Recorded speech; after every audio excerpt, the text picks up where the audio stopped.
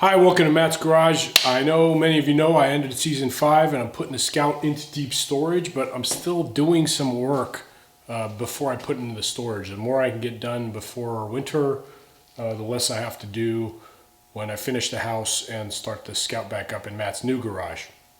So I wasn't even going to record, but what I'm doing is something that I think is ideas that might help you guys if you're customizing your rigs.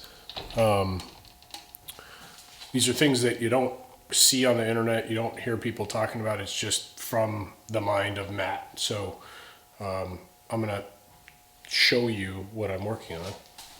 This is the passenger side front fender of the Scout. This is the front of the vehicle towards me.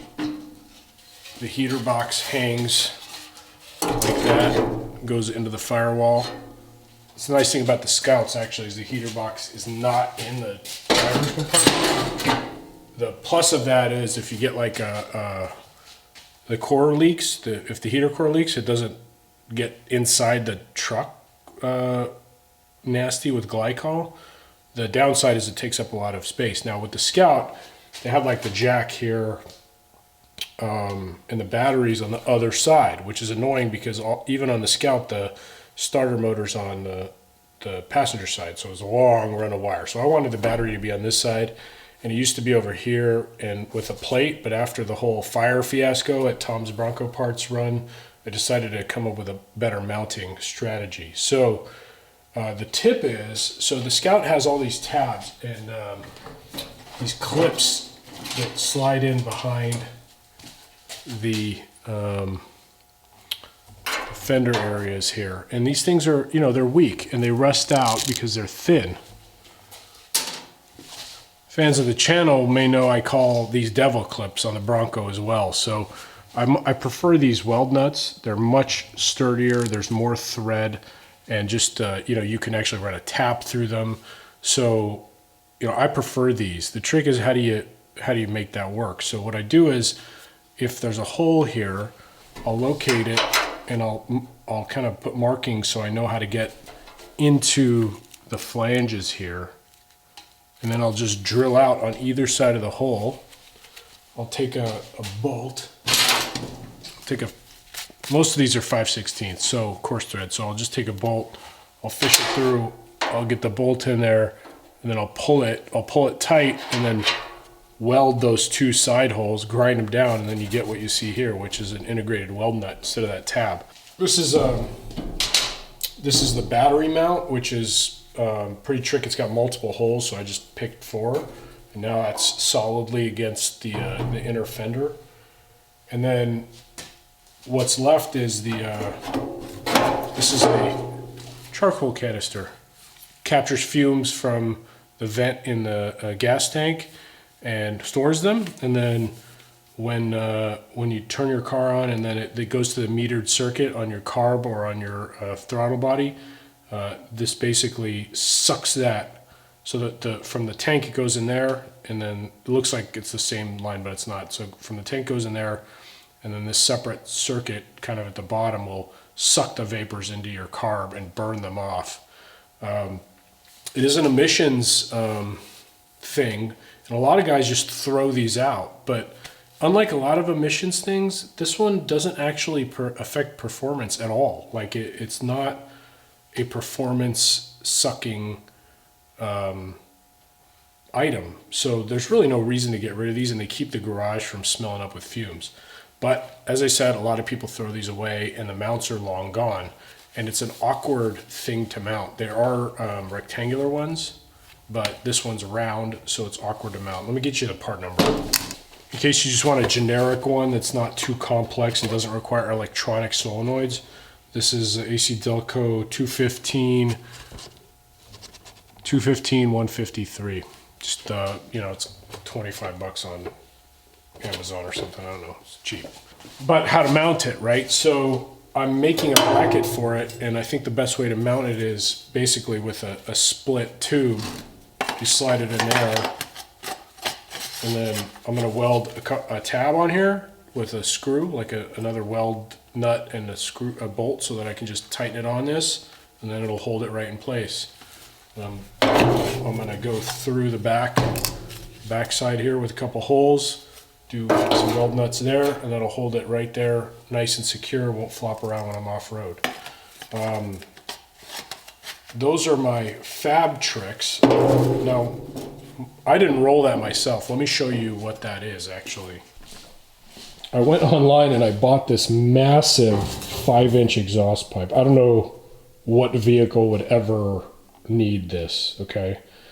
But I didn't buy it for that, actually. I just thought to use that for that. What I bought this for was, a lot of guys know I've been struggling with this Bronco Dash because I hate that design that I originally made. I've got two 4-inch gauges that are gonna sit up there, and hold on, let me put the camera back.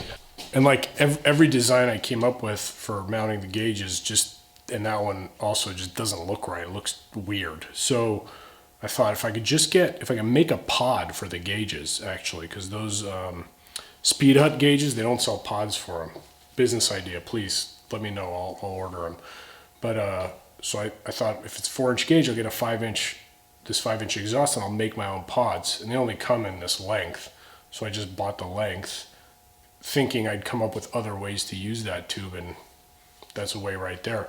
You know, you can also use that for like, I mean, it's too big for a fire extinguisher, but let's say you're mounting a smaller fire extinguisher and it's a 2.5-inch diameter fire extinguisher, or 3-inch, you can use 3.5-inch pipe. The point is you can use pipe or exhaust pipe to mount round things. So that is my other tip for the day. The other thing I need to do with this fender is when the guys at 4x now defunct 4x I believe, when they, hold on, let me make some noise. When they put in what was the shock tower cross setup, like I was running King of the Hammers or something, they cut out my inner fender.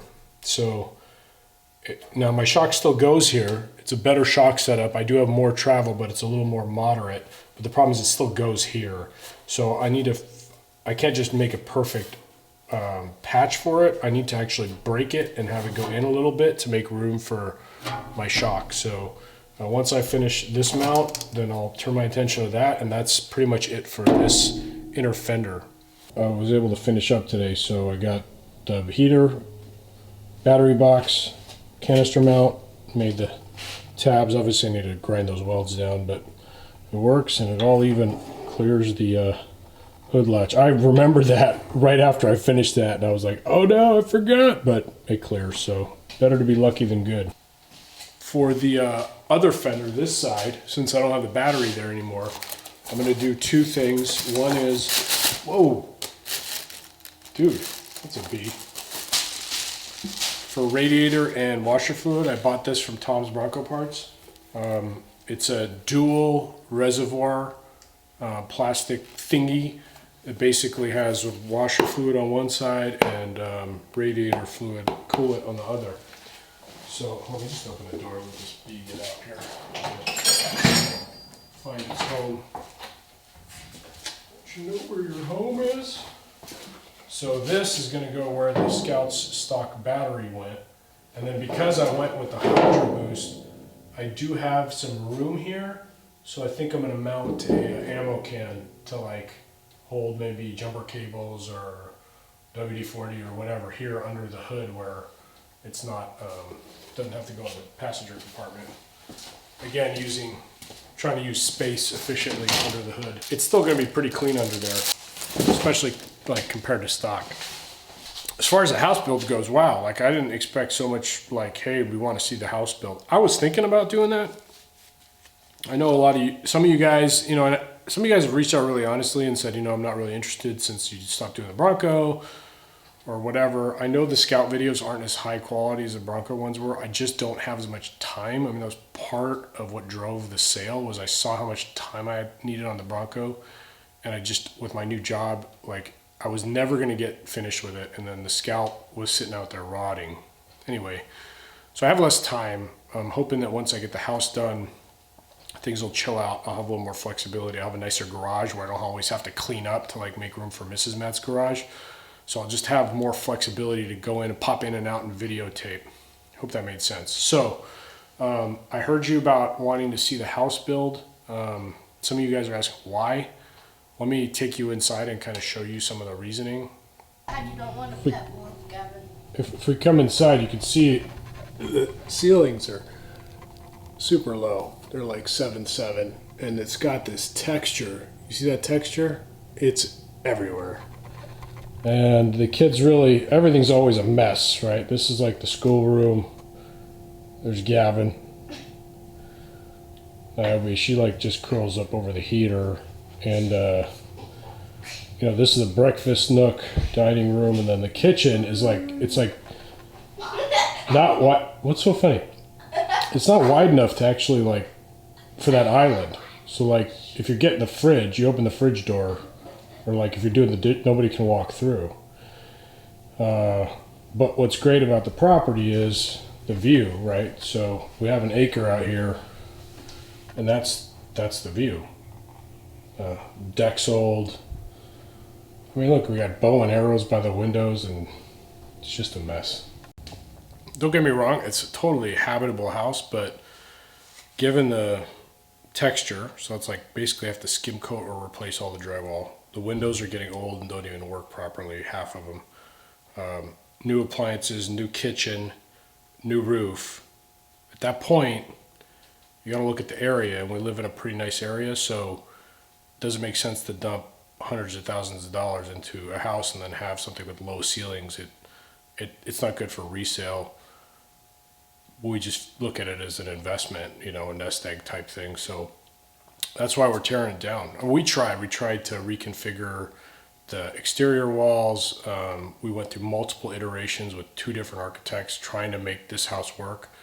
And in the end, it just came down to like hundreds of thousands of dollars for what? So we're like, forget it, we'll just build a new house. So that's how we got there.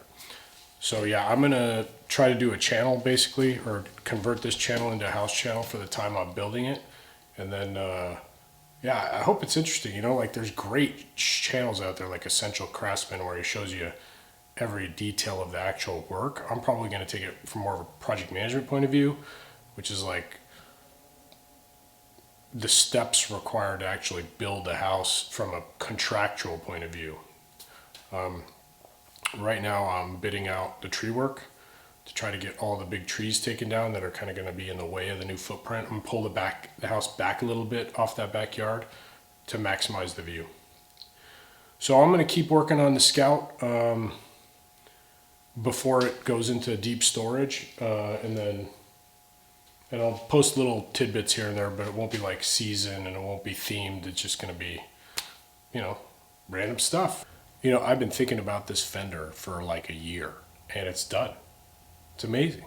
You know, this whole part of the Scout is how it's going to be as long as the Scout's the Scout.